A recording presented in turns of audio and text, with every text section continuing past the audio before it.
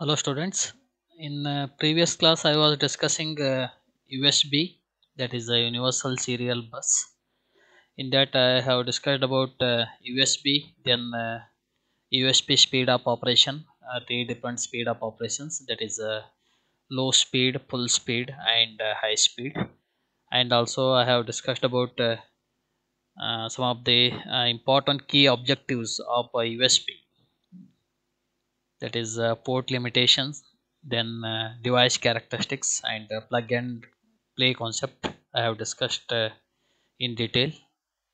And also I have taken up USB architecture. In that I have discussed about USB tree structure and how exactly the devices will communicate with the host computer, that we have understood through that USB tree structure, which will illustrate the USB architecture. And also I have discussed one of the situation known as a split bus operation. In that I have discussed the concepts with respect to the USB tree structure, right? So today I am going to discuss the addressing part of USB, right? So in earlier discussions of input and output operations, I have clearly explained that IO devices are normally identified by assigning them a unique memory address. Yes, in order to perform the input and output operations, each and every IO device should be assigned with a unique memory address, right? So, in fact, a device usually has several addressable locations to enable the software to send and receive control and status information and to transfer the data. Here, when a USB is connected to a host computer, its root hub is attached to the processor bus where it appears as a single device, and the host software communicates with the individual devices which are attached to USB by sending packets of information which the root hub forwards to the appropriate device in the USB tree. So that also I have discussed in the yesterday's class, right? Here, each device on USB, whether it is a hub or an IO device, which is assigned a 7-bit address, and this address is local to the USB tree and is not related in any way to the addresses that are used on the processor bus. Here, a hub may have any number of devices or any number of hubs which are connected to it, and addresses are assigned arbitrarily. When a device is the first hub to which this device is connected, which is capable of detecting that the device has been connected, and it records this fact as a part of its own status information. Periodically, the host polls each hub to collect the status information and learn about new devices that may have been added or disconnected, that is connected or disconnected. When the host is informed that a new device has been connected, then it uses a sequence of commands to send a reset signal on the corresponding hub port. Then it read the information from the device about its capability, and then it send the configuration information to the devices and assign the device a unique USB address. Once this sequence is completed, the device begins a normal operation and responds only to the new address. Here, the initial connection procedure just described is a key feature that helps give the USB its plug and play capability. So that we know in the previous class.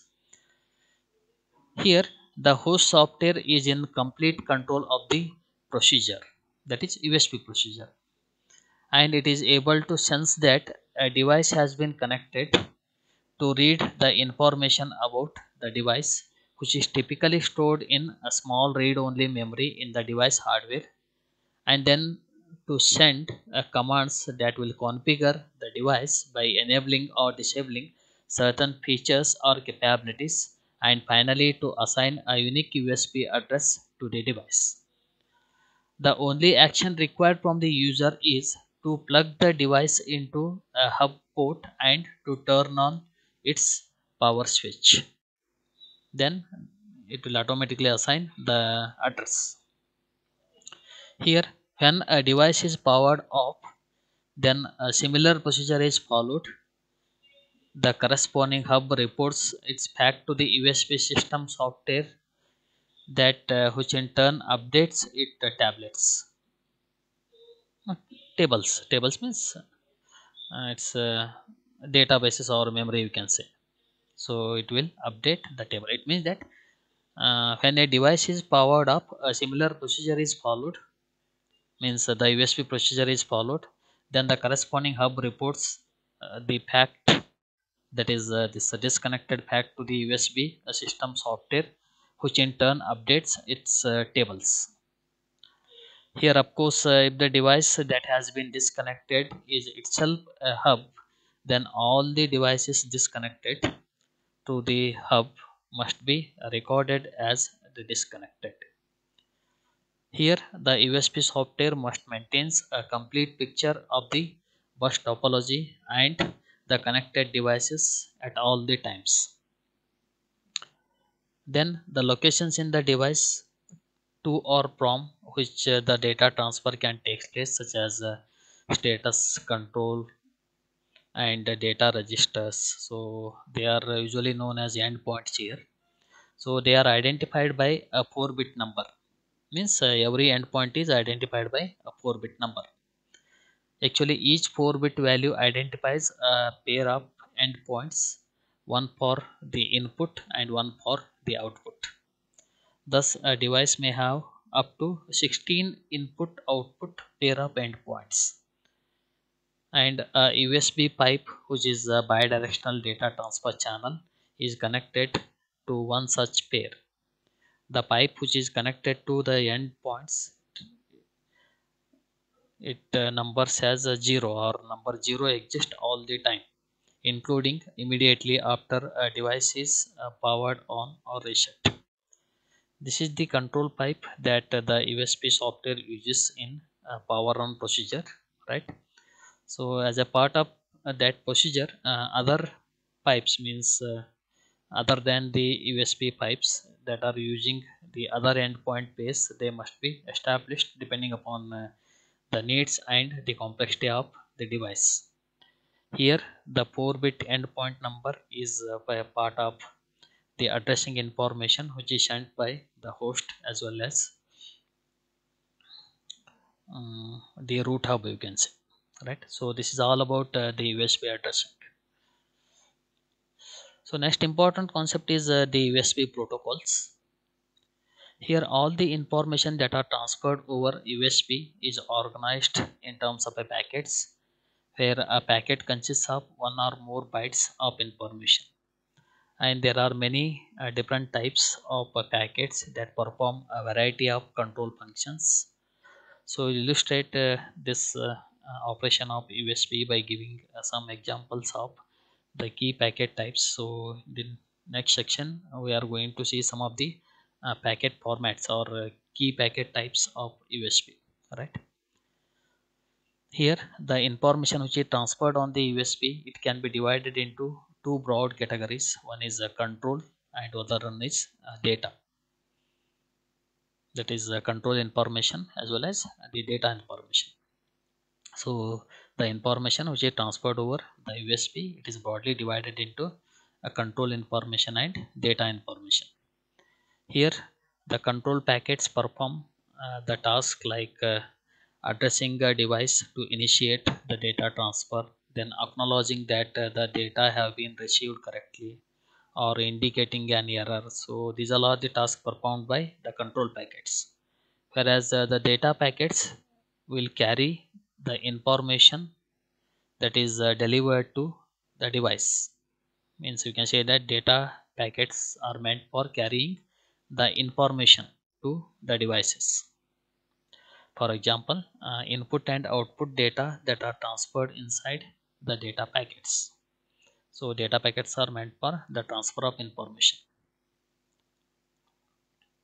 If you look into the packets, here a packet consists of one or more fields containing the different kind of information.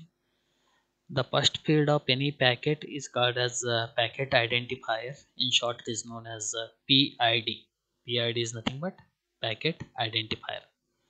So the first field of every packet is packet identifier, that is PID. So which will identify the type of packet. And there are 4 bits of information in this field, but they are transmitted twice. The first time that the packets are sent with their true values, and the second time with each bit is complemented, that you can see here in this particular figure. In this figure you can see that there are 4 bits of information in the packet ID field, and that are transmitted twice. So first time that are sent with their true values, and second time that are sent with the complemented bits or the bit complemented. For example, here you can see PID 0, here PID 0 bar. So this is the complemented bit, right? So first time this field is with its true values, and second time it is sent with its complemented values or complemented bits. So this will enable receiving the device to verify that PID byte has been received correctly or not. Then the 4 PID bits identify one of the 16 different packet types. Means if the PID is of 4 bits, so a 4-bit PID bit, it can able to identify 16 different packet types. And some control packets such as acknowledge packet, so it consists only of the PID byte. And control packets which are used for controlling the data transfer operations, which are known as the token packets. And these token packets have the format which is shown in this figure B. So this is what the format of token packet, and this token packet is meant for controlling the data transfer operations. I think you can see the format of token packet with the fields PID, that is packet ID, packet identifier, and address field, then endpoint field, then CRC. This is an error controlling bit, that is cyclic redundancy check, which is meant for error detection and error correction. Here a token packet starts with PID field using one or two PID values to distinguish between in packet and out packet, which will control input and output transfer respectively. Then the PID field is followed by a 7-bit address of a device and 4-bit endpoint number within the device, and the packet ends with 5-bit uh, which are meant for error checking using the method called as CRC, that is cyclic redundancy check. I hope you understood this token packet format. So PID, which is of 8 bits, which is followed by address bit, which is of 7 bit, which is followed by endpoint, which is of 4 bits, followed by the error controlling field, that is CRC, which is of 5 bits. Here the CRC bits are computed based on the contents of address and the endpoint fields. By performing an inverse computation, the receiving device can determine whether the packet has been received correctly or not. Then the data packets which will carry the input and output data, they have the third format. Here you can see, so data packet is having this particular format. So this packet is meant for carrying the input and output data, and this data packet is having 3 fields: PID, data field, and CRC field. Here, the packet identifier field is followed by up to 8192 bits of data, then 16 error checking bits, then three different PID patterns are used to identify the data packets so that the data packet can be numbered as 0, 1 or 2. Here you can note that the data packets do not carry a device address or endpoint number, and this information is included in or out token packet which will initiate the data transfer. So this is all about the USB packet formats, that is the format of packet identifier field, then format of token packet, then format of the data packet. So this is about the USB protocols, and I'll continue this USB protocol discussion in the next class. Thank you.